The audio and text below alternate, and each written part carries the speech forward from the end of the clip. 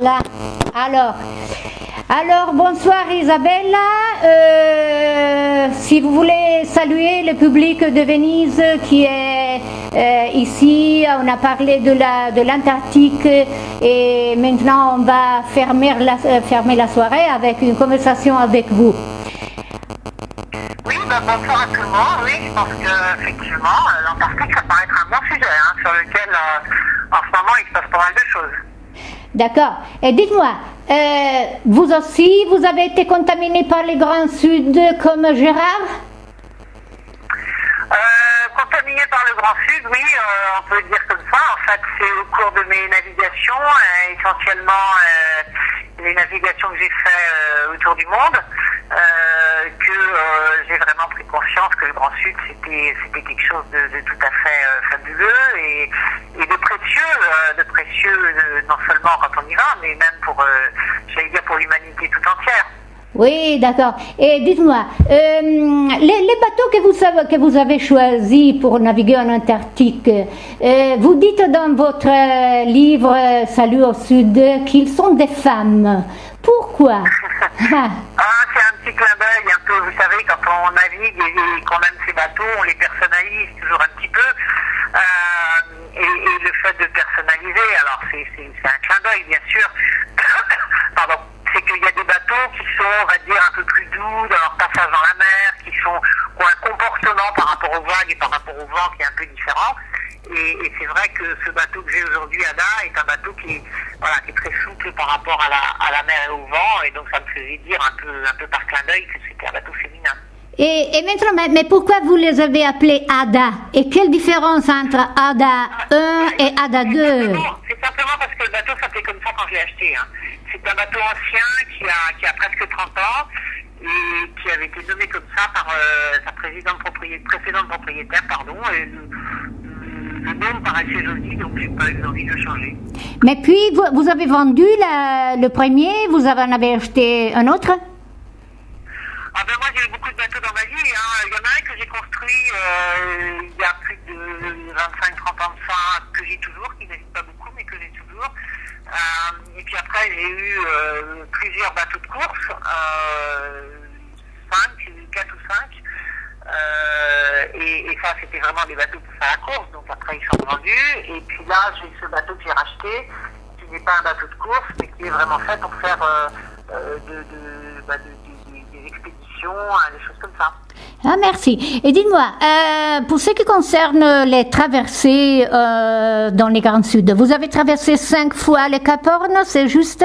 Et quelle traversée a été la plus périlleuse? Ouais, je suis passé beaucoup plus de fois que ça au Cap Horn parce que j'ai fait 5 fois dans des tours du monde, dans des courses comme New York, San Francisco. Et puis après, quand je suis allé en Antarctique avec ce nouveau bateau Ada, je suis passé assez régulièrement, on va dire, au Cap Horn. Donc c'est un point que je connais pas mal.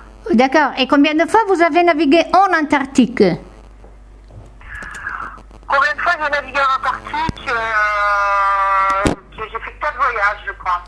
4 voyages assez longs, puisqu'à chaque fois c'était 2 mois ou 3 mois. À partir de quelle année?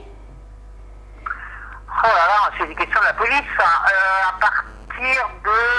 Le premier voyage, ça devait être en 2000 ou 2001, si j'ai bonne mémoire, 2001. Ah, et quelle latitude vous avez atteint en Antarctique? Au final, on a dépassé, donc on est arrivé jusqu'à 69 sud, ce qui est extrêmement bas. C'est le plus bas qu'on puisse aller avec un petit bateau qui n'est pas un brise-glace. D'accord. Et dites-moi, naviguer à voile dans l'océan Antarctique, à part le froid et les icebergs, quelle différence y a-t-il avec les autres mers de la planète? Ça fait déjà beaucoup de différence. Le fait de naviguer dans la glace, avec des moyennes glaces qui circulent pas mal, poussées par le vent, ça fait une énorme différence, y compris quand on est à l'arrêt, puisque la glace peut toujours rentrer dans une belle, dans un village, et à ce moment-là, nous obliger à partir. Donc ça veut dire qu'on fait des quarts, même quand on est à l'arrêt, pour veiller à la circulation des glaces. Et après, bien sûr, ces glaces représentent la première difficulté pour nous, pour les détecter quand il y a du brouillard, par exemple, ou quand il commence à faire un peu sombre. Donc c'est vraiment une grosse difficulté. difficulté. Après, il y a une autre difficulté avec le vent, c'est que les vents sont très soudains. On n'a pas, rarement, quand on est en Antarctique, des régimes de vent très réguliers.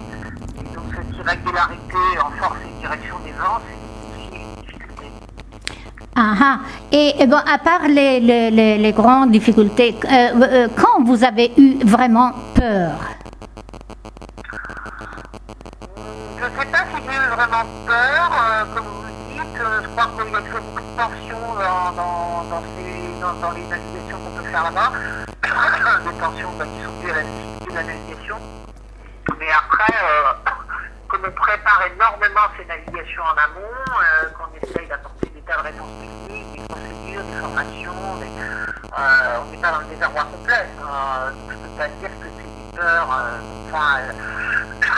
pardon, comme on pourrait avoir peur quand on est petite fille. Il y a des moments de tension, oui, bien sûr. Et donc, comme votre camarade de voyage Eric Orsena, il écrivait dans le livre « L'Antarctique fait peur, une grande peur, et après un moment, on a honte d'avoir eu peur ». Vous êtes d'accord? Oui, enfin, moyennement, parce que moi, j'ai peut-être pas ressenti les mêmes choses. Je pense que lui, c'était la première fois qu'il allait là-bas. Il a l'habitude de naviguer, mais il n'a pas l'habitude, je pense, de ces mers-là. Donc évidemment, c'était normal qu'il soit beaucoup plus impressionné que moi ou d'autres marins qui avaient un peu plus l'habitude. Ah, ah. Et dites-moi, vous êtes encore convaincu par l'affirmation que vous faites dans votre livre « Plus de personnes connaîtront l'Antarctique, mieux elle sera défendue ». Et ça à propos du tourisme en Antarctique. Connaîtront, oui. Ça ne veut pas forcément dire qu'on est obligé d'y aller. Il y a des tas de gens qui ne vont pas pouvoir y aller parce que c'est loin, c'est cher, c'est compliqué. Mais ça n'empêche pas qu'on se documente. C'est pour ça, par exemple, qu'on a écrit ce livre. C'est pour que les gens puissent connaître l'Antarctique, même si une partie d'entre eux n'aura pas la chance d'y aller. Oui, et est-ce suffisant comme motivation pour aller en Antarctique de, comme vous dites, éprouver les plus forts frissons géographiques? C'est une bonne raison. Maintenant, il peut y en avoir d'autres.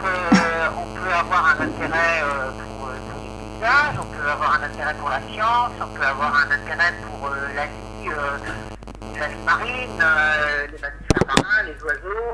Donc il y a pas mal de raisons pour lesquelles on peut être amené à avoir envie d'aller en Antarctique. Il n'y en a pas que.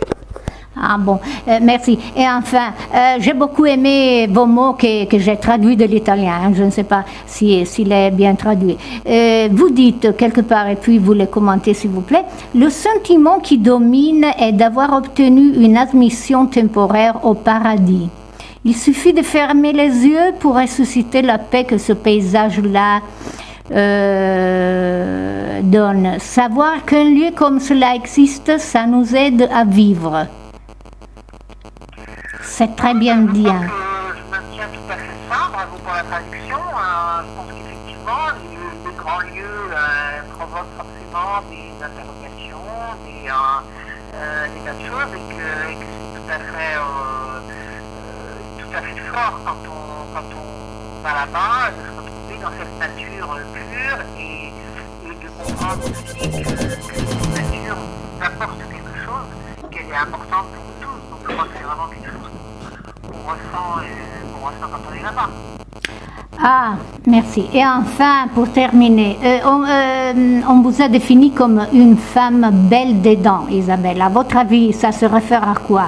Pardon, j'ai pas entendu. Une femme belle des dents. Excusez-moi, une femme belle. Belle des dents. Je comprends pas. Belle des dents. Belle dedans. Ah, Belle dedans. ouais. Écoutez, je suis mauvaise juge, hein. Faut voir ce que les gens disent. Bon, c'est évidemment très très gentil pour moi de dire ça. Je suis tout à fait flatté de ça. Et voilà, après, moi j'essaye d'être la plus cohérente possible avec ce que je pense, avec mes valeurs. Et donc, je pense que c'est ça que ça veut dire dans cette expression. Et j'en suis à ce moment-là tout à fait flattée. Ah, merci, d'accord. Alors j'ai terminé. Je vous remercie beaucoup et j'espère qu'il y a une occasion de nous voir, de nous rencontrer quelque part. J'ai été en Antarctique aussi, je l'étudie et donc bon, j'ai lu avec beaucoup de plaisir vos livres, votre livre. Il est ici à Venise sur la table avec d'autres livres et bon. Et donc, merci et au revoir, à la prochaine. Merci, bonne journée à vous. Au revoir. Au revoir.